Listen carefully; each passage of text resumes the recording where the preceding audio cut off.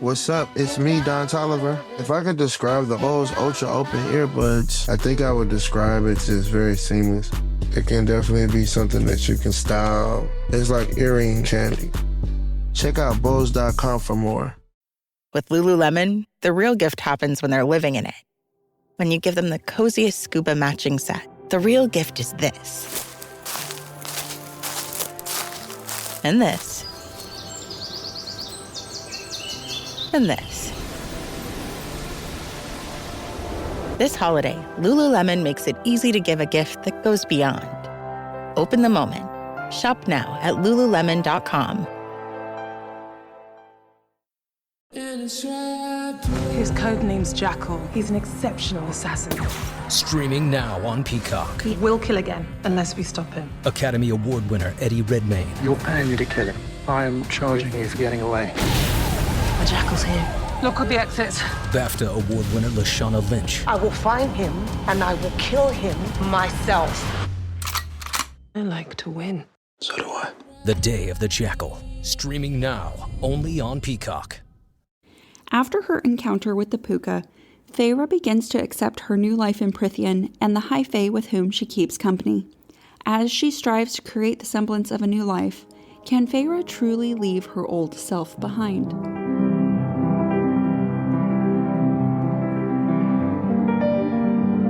The views expressed by the hosts are entirely their own and in no way represent the thoughts or intentions of the original author. This podcast is a discussion shared to spark thought and conversation on the characters and themes of this novel. Though the hosts speak mostly within the constraints of this book, series spoilers may be discussed with or without warning. Explicit language, as well as themes of sex, violence, abuse, and depression will recur throughout this podcast. Listener discretion is advised.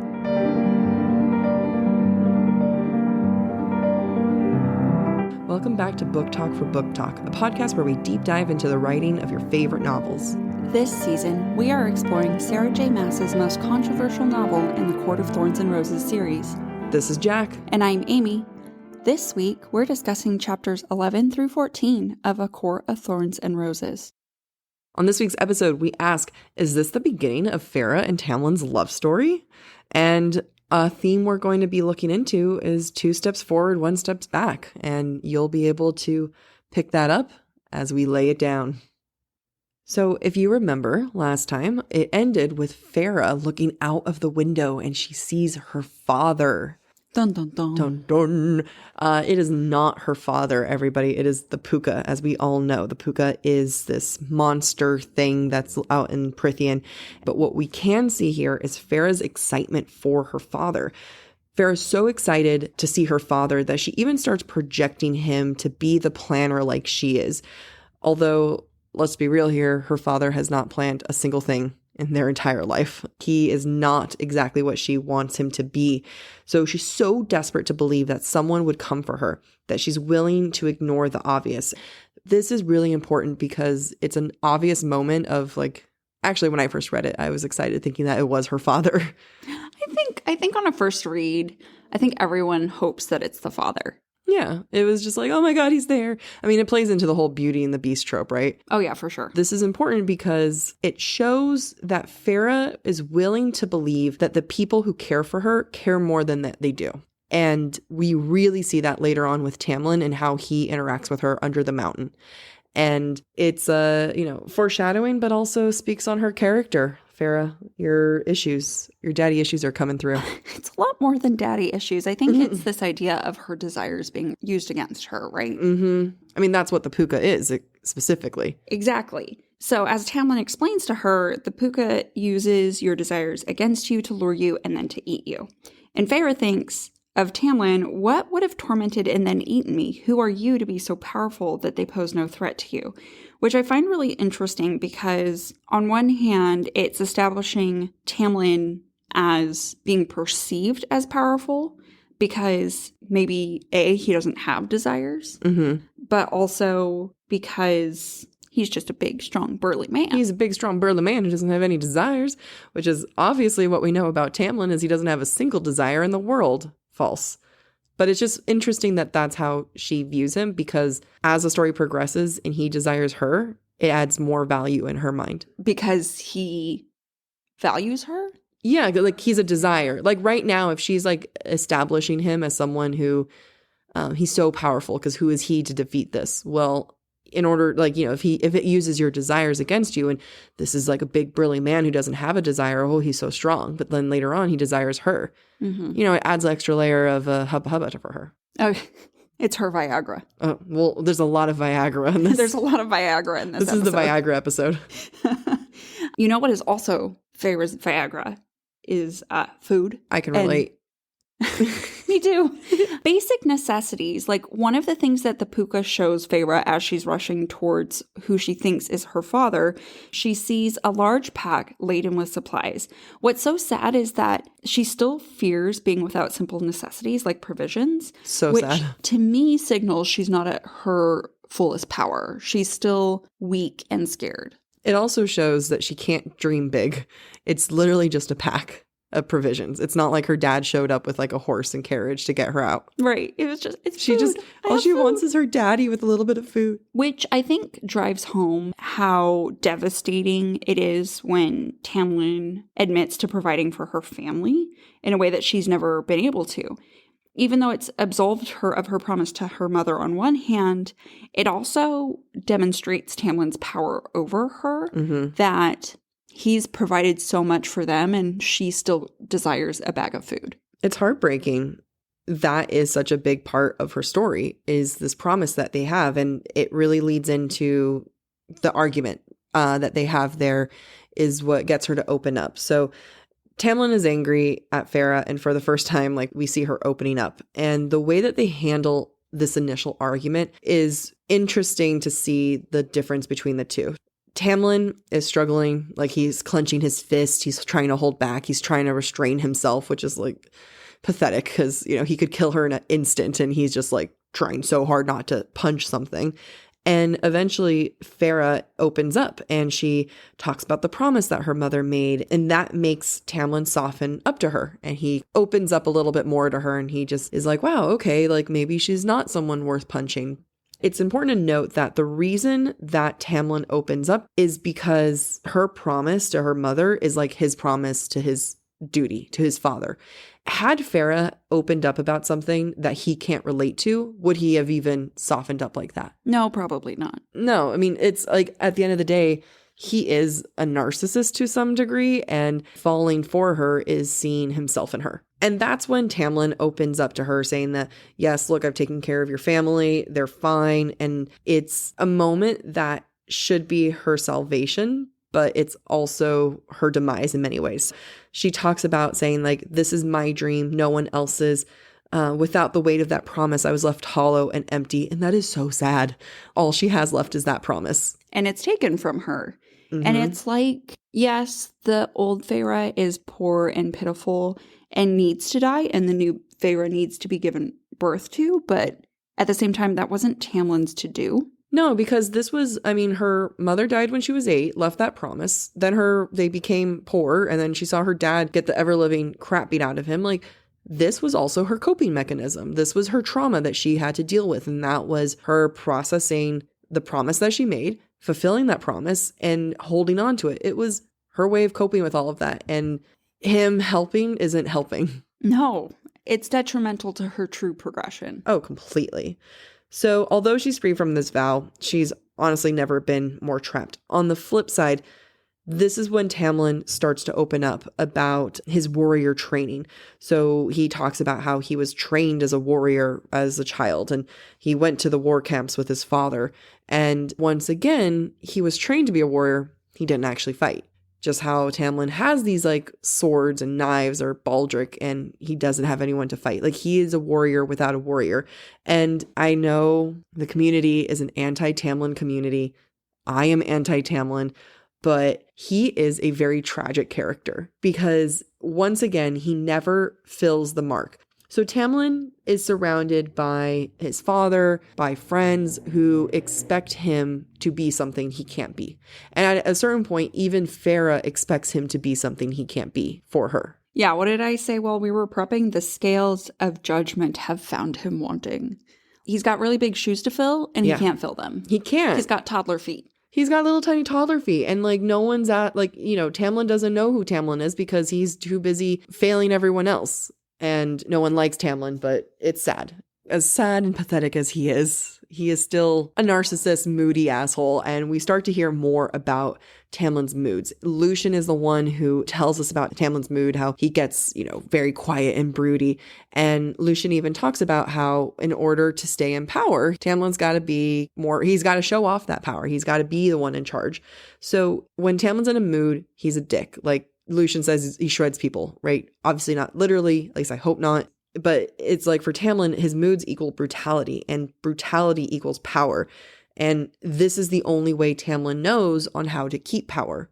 So he's got to stay moody because that's what's been helping him. I feel like Tamlin needs to go to like an Emos Anonymous. He needs to go to such therapy. It's insane. I guess that's what therapy is. Emos Anonymous. It really is. I mean, wait, just side note. We both go to therapy. Yes, we do. We do. We are am emos. An emo. We are recovering emos. I go to therapy. Yeah. No shame there.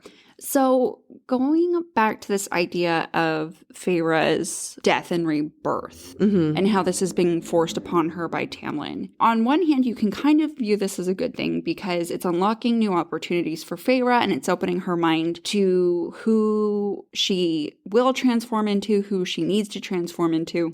But despite all that, she retains her hunter and survival instincts. And I think that's really important to note now that even though she's being given permission despite the promise being absolved, that she still holds on to those instincts. However, she relinquishes the act of hunting to Tamlin. She's starting to give him control. Yes, she's starting to give him control. And we see this later on in chapter 11 as she's riding around with Lucian. She being Feyre, says, "I never filed a single arrow during those 3 days we rode along the border. That very morning, I'd spied a red doe in a glen and aimed out of instinct, my arrow poised to fly right into her eye. I'd stared at her, fat and healthy and content, and then slackened the bow, replaced the arrow in my quiver, and let the doe wander on." So I want to remind, gentle listener, when's the last time we saw a doe? Earlier on when she killed it. Earlier on when she killed it in chapter 1. And I would like to suggest that the doe represents Feyre. In the first chapter, she had to kill the doe or her true self to feed her family. Now, there's no need. And so she lets the doe wander on, fat, content, and happy. I know that we're spoiling a little bit further on, but you made a really good point to me that later on in the book. Later on, Feyre identifies herself as a doe as she goes to meet Amarantha. Beautiful. Brilliant. Beautiful. Love it. I love it. That's called good writing, folks. Also great that she compares herself to a doe and not a wolf or not a bear. You know what I mean? Like she's comparing herself to an animal that is inherently defenseless. Right. Defenseless, prey to other animals. Yeah, but also beautiful too. It's always an exciting thing when you see like a doe or something because they're also very skittish. Yes. Which Feyre is. Which Feyre is. Even though she's starting to see herself as this doe, right? This fat and healthy doe that she's able to like let go and live, it's not without her struggle. She is still struggling, trying to embrace this feminine side, this self-comfort by like when she looks at the paintings and allowing herself to look at those paintings. And she still hears Nesta's voice inside of her calling her ignorant, assuming that people, Faye and Nesta alike, are going to shame her for admiring such things. So the doe gets to go be fat and healthy. Feyre's still working on this part. Yeah, and you know what's sad is that she continues to compare herself and her art from the cottage to the art that she's seeing in Tamlin's manor. Yes. And Feyre reminds herself of the art in the cottage on page 98 and thinks, "Those chipped, miscolored paintings inside the cottage flashed in my vision. Perhaps they would forget who had even painted them in the first place. Insignificant. That's what all those years I'd given them would be, as insignificant as I was to these high fae." It's so sad. It's so sad. So we're looking in chapter 11 right now. If you skip ahead to chapter 12, the same theme comes up. She won't even allow herself to look at the art in Tamlin's manor when there are fae servants around because she's so ashamed of expressing interest. I mean, in her mind, she's unworthy to express that interest because she is insignificant and she is human. I don't know if she wants to progress or wants to find herself at this point. It's kind of happening without her even willing to. But she's still fighting this old instinct, this old Feyre. And, I just want to have a quote here. If I were to remain here, it was essential to know the best hiding places, the easiest way out, should things ever go badly for me. I couldn't entirely ignore the instinct. So at this point, she's actually making a map of like where to leave if she needs to get out. This instinct is still alive in her, and this map is her holding on to that. You know what's so sad is that instead of using pen and paper to draw and create like she wants to, she's using it to survive. No. She's using it. That's so sad. She still can't even enjoy. She can't even enjoy simple things. Which she could be, and that's what's extra sad is that she could actually probably draw something nice. Right. Instead, I wonder if her map was like really pretty. I mean, I feel like it was just, I forget what the description is, but like X's and O's and circles. Yeah. Right. It wasn't supposed to be able to be discerned by others. Yeah. It was just for herself. Kind of sticking with the survival instinct theme, what I find interesting when she talks about her hunting skills and how she acquired them. For us, or at least for me, I feel like Feyre should be admired for being self-taught, that through trial and error, she was able to become such a good huntress. Yeah, or fantastic. I respect that. Like, I don't even know if I taught myself anything. Yeah, I definitely didn't. So. Oh, no. Yeah, I was about to say, I crocheted during the pandemic. No, I had YouTube teach me. However, she can also still continue to be viewed as inferior for being self-taught and learning through trial and error, because if she were rich or if she were high fae, someone else would have trained her. Is it a compliment or is he holding it over her? A little bit of both. Yeah. We're gonna dive into that. Oh, we're not there yet? We're not there yet. Okay, sorry. So yeah, is this Tamlin? This might be Tamlin. I don't remember off the top of my head. On page 110, asks, did you learn to hunt in a similar manner, trial and error? Feyre responds, I spied on hunters when I could get away with it, and then practiced until I hit something. When I missed, we didn't eat. So learning how to aim was the first thing I figured out. I don't think he really remarks on that. And no. I don't know that it's given the respect it deserves either. No, I mean, Tamlin's definitely collecting information and hiding it away, right? He's learning a lot about Feyre right now, way more than he did in these earlier chapters. And he's just definitely being quiet, listening. And that's very Tamlin of him. Doesn't mean it's a good thing. He's not like giving it like you said, the respect of the damn, that was good for you. You learned how to hunt. You know what's interesting now that you're saying this? I feel like the way he's learning about Feyre, he's trying to model for Feyre how she should be learning about him, but without saying anything. Expand on that, please. So I know because of our notes that you're going to begin to talk about how Lucien and Tamlin drop clues for Feyre. And yes. He is learning about Feyre through the clues she's giving him. And he's modeling for her listening and archiving information without actually asking questions or providing more information on that, right? He just takes what he's given and paints a picture of her in his own head. Yeah, maybe not the most accurate picture, but he's painting one. Right.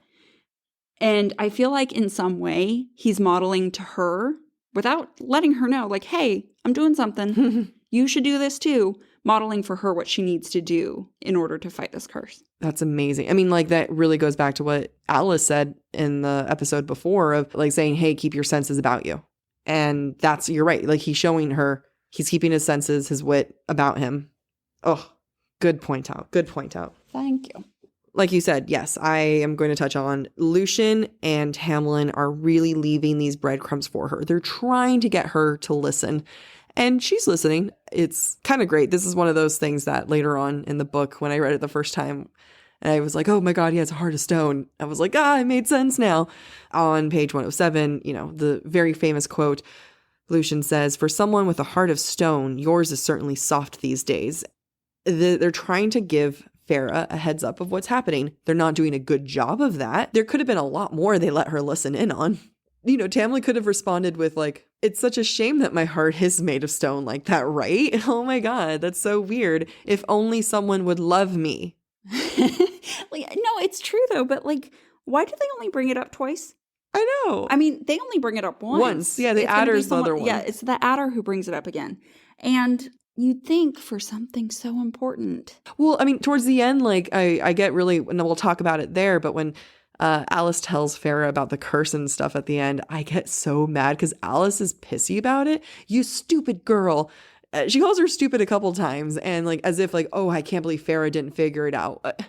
With what clues? This is how she's supposed to figure it out, that there's a curse on them? Yeah, I mean, you said it really well while we were prepping earlier. Tamlin and Lucien are trying to give Feyre the tools that she's going to need, but they're not setting her up for success. No. But, you know, in this conversation that Lucien has with Tamlin here, he talks about being so worried to being like a bad ruler like his father. He definitely has his own set of daddy issues. He doesn't want to be like his father. His father was someone who was cruel and let humans suffer. His dad had slaves too, human slaves. So he doesn't want to be like him.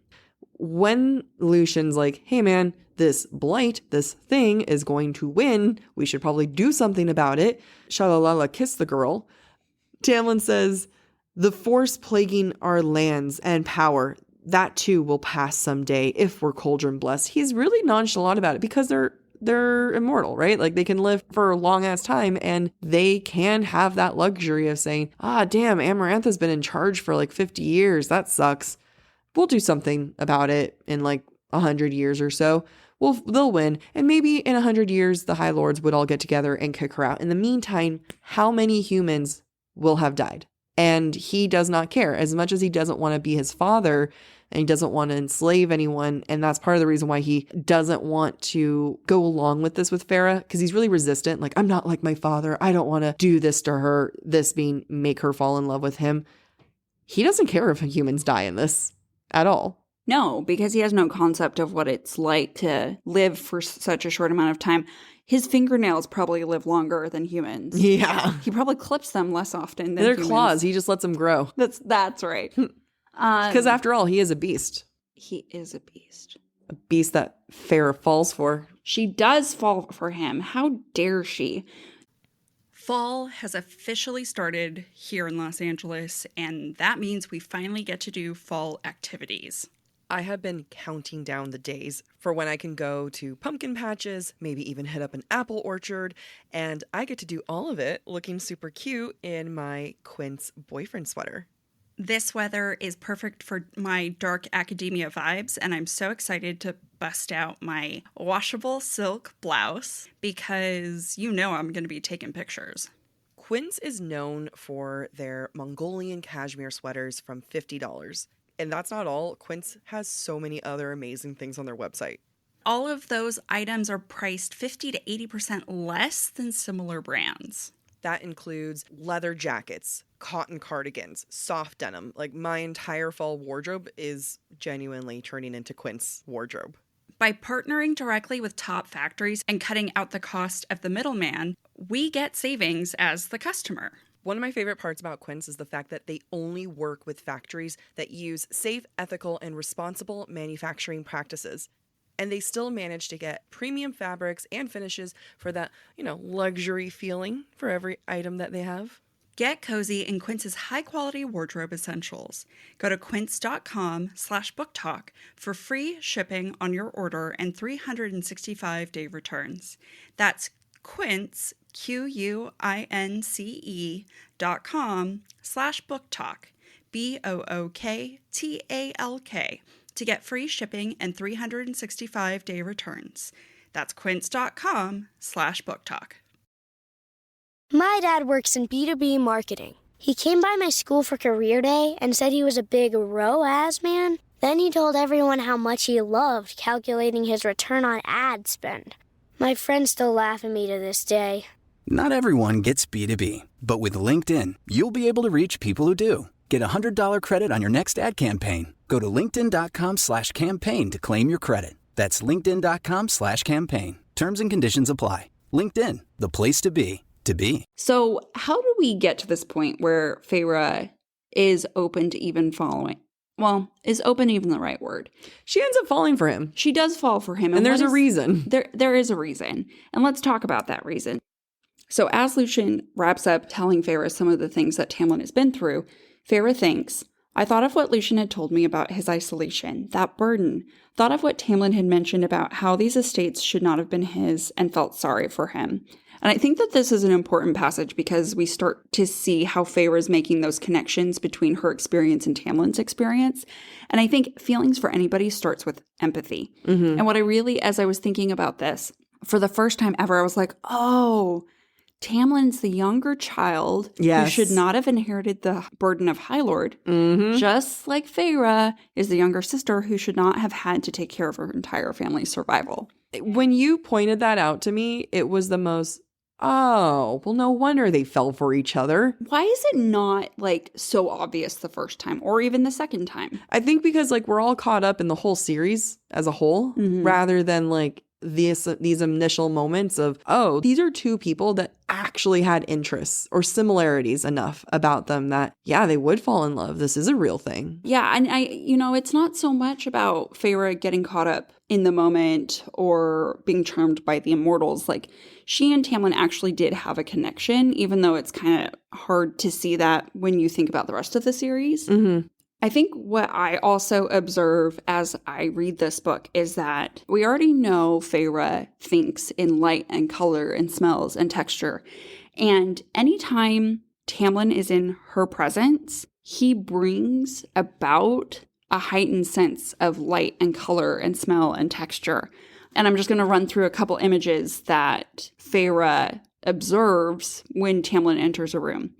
A breeze announced his arrival, the heat of his skin like an inferno against my cool fingers. A soft breeze laced with the scent of roses slipped in through the open windows to caress my face. His golden hair caught and held the morning light as if it were spun from the sun itself. Now, what are we seeing here? What do all these have in common? They're spring related. They're spring related. Breezes, hot, cold, cool. Sun, roses. It's very consistent. And it's not just here, it is throughout the book. Anytime, especially as they're falling in love with one another, he's like the breeze that ruffles her hair all the time. That's just an example of good writing. Great on Sarah J. Maas's part of being consistent and being able to describe him in a way that immerses us and has us understand who he is. He is the spring court high lord. Exactly. When Feyre is around Tamlin, her body and her instinct still reacts to him like he's a predator. He often makes her feel trapped and small, and we see this now, and we're going to see this later. She describes him as so big that the space felt cramped like a cage, and his eyes were a brand upon me as I finished cleaning, and the room became too small, too hot. I don't know. You say prey, I say horny. This is like, there's a difference in this one where rather than feeling like a prey before where her bowels are watery or she gets scared, it's feeling hot in there. Feels a little too small in there. I think you're right, and I think that's what Sarah J. Maas is trying to accomplish with these descriptions. Oh, yeah. But for me, I'm looking at it from a view of there's still this weird power dynamic. Yes, 100%. And he still has power over her. He still takes up too much room. It's yeah, 100%. It's a horny moment, but it's a power dynamic horny moment. Yes, this is where the feminine and the Marxist meet. We meet together in this moment. We're really talking about when they're in the infirmary. And this infirmary scene is a really big part because they're just being hot and horny for each other. They are being hot and horny for each other. And you want to know why? Because there's a threshold. And this is a really important image that we see in the infirmary scene and that we see throughout literature. Doorways and thresholds, and I remember being taught this in like the 6th grade, that crossing a threshold is figurative or representative of crossing a line into a new stage of life or into a new mindset that you can't go back from. And what I love about the infirmary scene where they're together is that Feyre is standing on the threshold and Tamlin she sees him as straddling an inner line within himself. Would you like me to read you the quote? I want you to read the quote because this is like, I mean, when you pointed the threshold out of everything here, it just made me so excited. I'm like, oh my God, this is actually genuinely the moment things change for them. I never saw this as their first moment, but I think that this is the beginning of their love story. And this is what the passage says. I paused with my foot on the threshold. That's what happens when you're responsible for lives other than your own, isn't it? You do what you have to do. He was still sitting on the table, still straddling that inner line between the here and now and wherever he had gone to in his mind to endure the fight with the bogey. You aren't what I expected for a human, he said. You know what I enjoy most about reading? What grinds my gears? Grinds my gears, but in a good way. We're talking about like this is her stepping through the threshold, right? This is like her beginning to fall for Tamlin. But I mean, this is also the beginning of everything. Like this is her falling for Tamlin, which then means she goes to the under the mountain, which then eventually she means becomes Fae, right? And all the tasks that she has to do underneath the mountain. Every task that goes by, she starts to understand it's for more than just Tamlin. It's for her family. It's for the Fae. And this quote here of her entering the threshold into the new stage of her life, right? She's saying that's what happens when you're responsible for lives other than your own, isn't it? She's entering this world, this new threshold where that was true before, and it's going to be so much more true for her later. She doesn't know that. She thought she got to shed that. And instead, she's entering it like tenfold. Yeah, which is so sad. It's so sad. But even with this one line, like this quote that you're giving here, another moment of like where Marxists and feminists meet. Her saying that this isn't what happens. This is what happens when you're responsible for lives other than your own. This is Viagra to Tamlin. This is the Viagra episode. This is where Tamlin's like, oh yeah, I get it. I understand it. Because he does understand. He is in charge of the Spring Court. Doesn't do a good job, but he is. And his response to that is, you aren't what I expected for a human. And that is the absolute equivalent of, you're not like other girls. Which is such a cheap move. I hate the concept of you're not like other girls. Like, I mean, I think we all can universally agree that any guy who says that is a red flag guy, walk away. But unfortunately, this is also something that does do it for Feyre. And I will say, we've all been there, that moment that you feel special and you feel seen and you're like, oh, wow, this person actually sees me. It's also the moment that she starts to differentiate herself from Nesta. Because she's like a human. She's a human. And Feyre is not like what he expected for a human. And she gets to finally move away for that. So Feyre makes a point about doing what needs to be done for her family. And that's what Tamlin connects to. Obviously, that's what I've been saying. But it's interesting because, like I said, he does the same thing for the Spring Court. But does he ever really do a good job about that? Not really. He's in charge of this curse, right? Like the entire nation of Prythian and then the humans that fall in the land underneath that are all dependent on Tamlin, because if Tamlin can break the curse, everyone gets their power back and everyone can just like kill Amarantha, right? Like it all comes down to him. And what does he do with that kind of pressure, with that kind of weight? He shuts down. He does nothing. All he has to do is get this girl to fall in love with him, but he won't even try. I can't say my comment. Your eyes are rolling so hard right now. You look so over him. I mean, he's doing the best he knows how. And really, which isn't very much. I would say he's doing what he knows how, and that's shutting down. Yeah, he knows no better. So therefore, it's his best. That is true. Accurate. So, in the same moment here, right? He asks a question that, I'm not going to lie, it's a panty dropper. I found him carefully studying me, his lips in a thin line. Has anyone ever taken care of you? He's putting her on a pedestal right now, and while what he's asking, it's true, it hits home for her. And at the same time, in his own mind, he's building her to be something that she's not. But Feyre is young and naive, as we all have been, and this is crack. And you know what I imagine when I imagine the scene? I imagine like the rich young lord who pulls aside the young handmaid who works in his estate. Yeah. Like she drops something and her hand is bleeding. He's like, who takes care of you? Let me take care of you. This reminds me of like every anime, manga, K-drama. Downton like, Abbey. Just Downton Abbey. Just it's a thing that, and I don't want to assign it as a female thing. I think it's a very human thing of wanting to be taken care of. I think women are more comfortable at expressing this idea because it's a gender stereotype that men will take care of women, right? but a lot of times women are the, quote, more nurturing ones who end up taking care of the family. It's a human thing to want to be taken care of, or in this case, a fairy thing. Well, no, I mean, Feyre is human and she wants to be taken care of, whether she is willing to admit it or not. And Tamlin reads that and feeds into it. Yeah, I can't blame her on this one. It's like, no, get it, girl. Go get taken care of. You know what? Yeah, go be a kept woman. Go be that trophy wife. Sign me up. Go. It's okay. No one will judge you. Go live my dream for me. Go live my dream. You know, it's no one will judge you, and if they do, they don't understand it. Go be that trophy wife. Yep. I support you 100%. Talking about living that trophy wife life, she now has access to this giant library.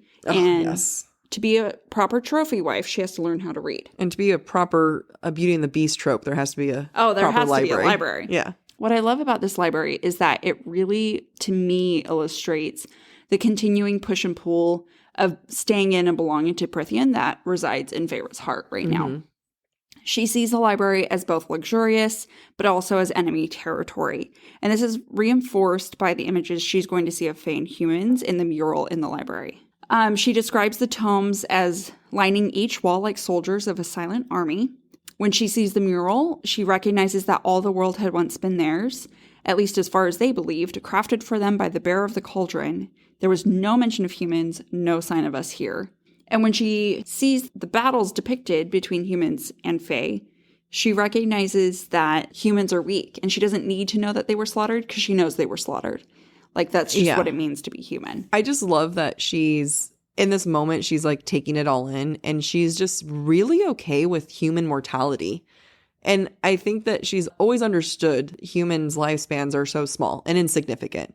And she accepts that. And she accepts that because she accepts that in herself. She sees that she's she's going to die. And later on, when she's under the mountain, it's almost like she's rooting for herself to die. Like, she's so over living when she's underneath the mountain. She's just like, all right, this is it. This is the day I'm gone. I'm fine. At the end or start of every chapter, when she's under the mountain, she's like, yep, I've accepted I'm going to die. I'm cool with it. I'm cool. Yeah. You know what's also interesting is that in this same scene, she equates humans to being pigs. And she thinks, I suppose we'd been as low as pigs to them. Pigs, what do we do with them? We slaughter them. We eat them. Yep. You know who also called Feyre a pig? Nesta. Oh, damn it, Nesta. Just in case you forgot. I did. What I also find interesting about this library scene is that Feyre views the mural as a masterpiece, yet the High Fae treat it with no reverence whatsoever, which I believe can suggest two things. Either A, Feyre's assessment is off. She is giving reverence to something that isn't that great. Or B, the High Fae take a lot of things for granted and aren't able to see the worth of something, which, right now, that's how the Fae view Feyre. That she is insignificant, or at least she assumes they view. I think they view her as insignificant. In many ways, you can even look at it that she sees herself as this painting, right? Yeah. Like, she is as insignificant as the Fae view this painting, right? Because she's using the same language that she uses to describe herself. It's true. So in some regards, like, she is as significant as this painting. Excellent point. Thank you. I really like that. You know, she definitely does not see herself as this painting. She sees herself as someone who is insignificant, who still struggles and can't even read or write. It explains why she still is so humiliated when she thinks about asking for help learning reading or writing. And when Tamlin offers to help her, it just completely drives her away. Yeah. I mean, it really drives her away. What she says to him exactly, help? You mean a fairy is passing up the opportunity to mock an ignorant mortal? And what does he say? That stays with her forever? Why should I mock you for a shortcoming that isn't your fault? But the thing is that even the books are mocking her in their description. First of all, she's reading children's books, and she thinks, I couldn't even read them. I hated the smell of these books, the decaying rot of the pages, the mocking whisper of the paper, the rough skin of the binding. I looked at the piece of paper, at all those words I didn't know. And of course, in her mind, he's there to mock her. Because everything's mocking her right now. No, Feyre, it's okay. We don't mock you. Except for in this moment, I will. Because she is normally super comfortable with who she is, right? Like, she's like, accepts that she's going to die. She accepts that she's going to like piss herself. She's cool that she doesn't like it, but she's, she's illiterate. But this is the first time we've actually seen her lash out like that. And it's really the moment where you can tell, like you said, the threshold that she already passed the night before with Tamlin and, wrapping up his hand. He comes in all excited, saying like, oh, like, hey, man, you wrap my hand. Remember when we were all cozy in there and we were cool? And then she starts like lashing out at him because she's now comfortable a little bit there with him. Just the night before, he's like, who's helped you? Who's taking care of you? And now he's like, let me help. And she's like, no, I don't need your help. I don't need help. And before she even entertained the idea, right? Before that night of saying, like, trying to get Lucien to help, she even thought about Tamlin and thought, well, he'd laugh at me. And now he is offering, and she can't accept that. Like, things like there's definitely been a shift there. And of course, like, Tamlin has an emotional intellect the size of a pea. And then his response is, you aren't what I had in mind for a human, believe me. It's similar to what he said the night before, right? Of, you're not like what I thought for a human. He really used that phrase or the sentiment the night before as a compliment and something intimate to now lashing out. It's different of being unique to now being difficult. Poor Feyre. And he, what he imagines as humans is like, he's like really driving home. Humans are weak, are simple, they're stupid. My note here is, yeah, Tamlin, that's why you broke the curse. Duh. You know what this reminds me of? It reminds me of a watch my dad got for me when he was visiting Switzerland years ago. And it was so beautiful and wonderful. And then when the battery died, no watchmaker in America would take it from me to replace that watch. Really? Or to replace the battery because it was Swiss made. Oh, wow. And is Feyre like, Swiss made? I don't know if she's Swiss made, but it's the same idea, right? Yesterday you were unique and beautiful. Today you're just difficult. Yep. That's also the beginning of like showing that he is manipulative and emotionally manipulative. I'm going to use a compliment you loved and use it to hurt you. Not that he knew that she loved it, but still. And from this, she starts to hear Nesta's voice again in her head. And she starts to show the regression of herself. And, she's hurt. She was feeling that connection to Tamlin. It's not, made up. She was saying, should have known better than to think that maybe there would be someone human or fae or whatever who could understand what my life, what I had to become these past few years. And yet when she needed him to understand why she lashed out, he wasn't there to do that. And that's a lot to ask of someone, saying, hey, like, I'm going to lash out at you and I need you to get it. And that involves a lot of time. So he hasn't necessarily earned that responsibility just yet, but she needed him to understand her emotionally and he didn't do it. Instead, they're both pissed off from this argument. They both are just so frustrated with each other. And it's just really funny that they both go to Lucien. Because somehow he's the emotionally stable one. I know, right? So, but they handle it differently. Tamlin goes to Lucien to lash out at him, kind of uses him as a little punching bag. And Feyre goes to him and is like, hey man, I'm going to go hunt now. This transition, I remember reading it and feeling this was a little funny. It's like, wait, you were just arguing in the library and now you want to go hunt the Suriel. So it could feel weird, except there's a reason. Except it's a regression. So if we think back to the old Feyre, in this new role, she's been trying to leave the hunting to Tamlin, but because she is regressing, she's going back to the one thing she knows, which is to hunt. And she goes off to hunt the Suriel. I love that when you say it, it sounds like cereal to me. Do I say that? Cereal, or do you say Suriel? I say Suriel. You say cereal. I don't even understand what comes out of my mouth sometimes. Is it a step back? In some ways it is. If we look at the setting, it's very similar to the first chapter of the book, just not in winter. It's in spring. But I think also it reminds us of what she's capable of. Like, oh, yeah. In case you forget, this woman can still lay traps and snares. And hunt this terrifying beast that is older than Prythian itself. Yeah. And what does the Suriel tell us? In the TikTok fan community, everyone loves the Suriel because everyone just is like imagining Suriel like with a cup of tea, just watching all the drama go down, giving Feyre just a little bit of information at a time just to watch it all implode. A huge fan of the Suriel. The Suriel, huge fan of him. So we now get this very famous quote, which I will read for you. Stay with the High Lord, human. That's all you can do. You will be safe. Do not interfere. Do not go looking for answers after today, or you will be devoured by the shadow over Prythian. He will shield you from it, so stay close to him and all will be righted. What the Suriel tells Feyre is something that she holds so close to herself. Like she makes decisions from here on out saying, all right, I got to stay close to Tamlin. He's the High Lord. Like, I mean, this is also where she finds out that he's the High Lord. But she's like, I got to stick with him. He's the one. That's what the Suriel said. I've got to stay with the High Lord. Spoiler to future books to come, that is not the High Lord. And this is normally something that we would leave in the breadcrumb area, but it's something that's so important and pivotal to her character development is her misinterpreting this information that the High Lord that he's recommending to stay with is Tamlin. The Suriel did that on purpose because he is a gossiping little tea-drinking little whore. I was gonna call him a whore, but yeah, definitely. He's the kind of whore that like you call a whore, but like in a loving way. Like, oh my God, you whore. That was totally an endearment. No, I definitely don't think the Suriel's out there getting laid every 5 seconds or anything. We're not here to slut shame the Suriel. Another big part here is that the description of the term shadow.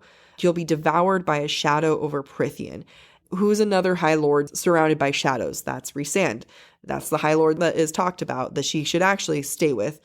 And what was it? When we were talking about our notes, I was like, and how do you shield yourself from a shadow? Is with another shadow. Yeah, well, and I wanted to offer correction that you shield yourself from a shadow. You shield yourself from a shadow with night, because if there is no light, there are no shadows. Yep.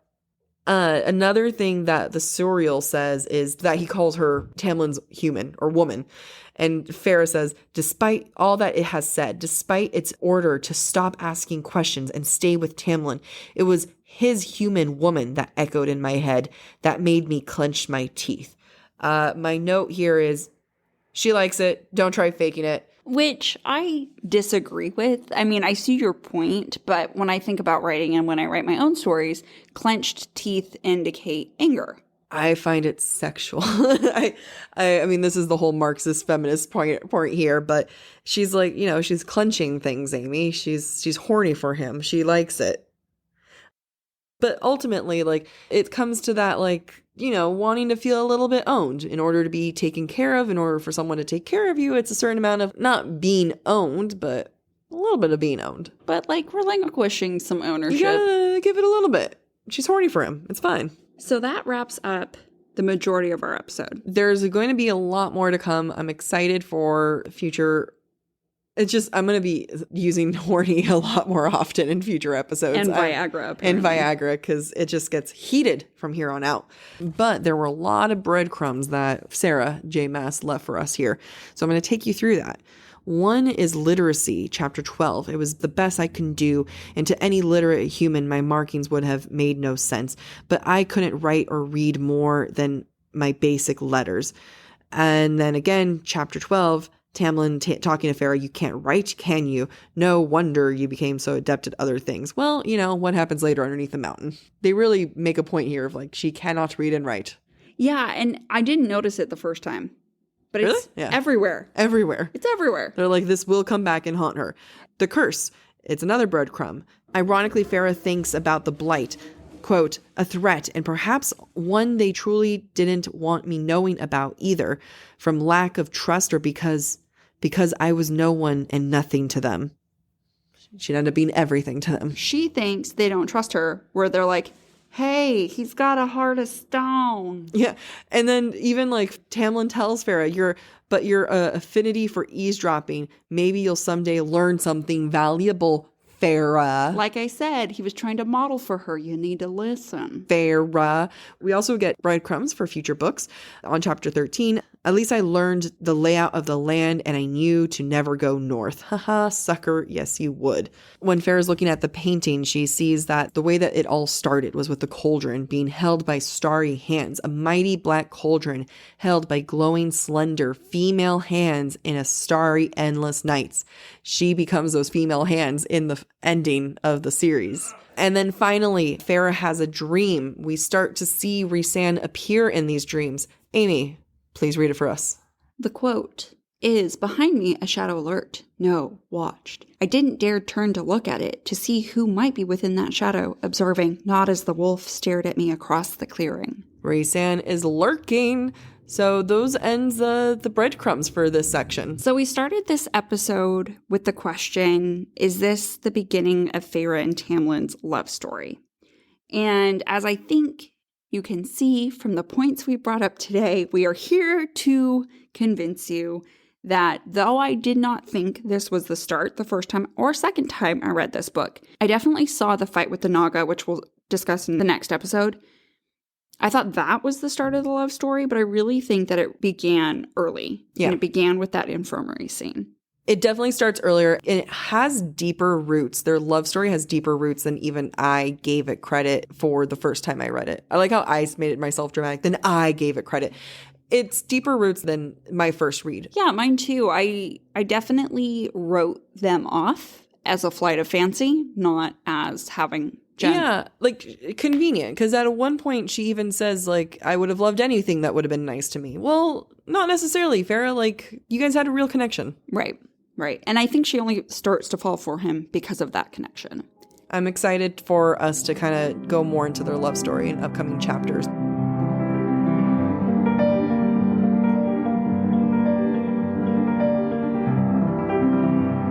Thank you for listening to this week's episode of Book Talk for Book Talk. We encourage you to rate and subscribe to our show on your preferred podcast listening platform. Next week, we'll be exploring chapters 15 through 17 of A Court in Thorns and Roses. We would love to hear your thoughts based on today's conversation. You can submit your comments to our form at booktalkforbooktalk.com for a chance to have your feedback discussed during a weekly mini episode. If you are enjoying the podcast, visit our website, booktalkforbooktalk.com, to view our latest merch and to learn about supporting the show through Patreon, Ko-Fi, or Venmo. Or find us on TikTok and Instagram at the handle booktalkforbooktalk.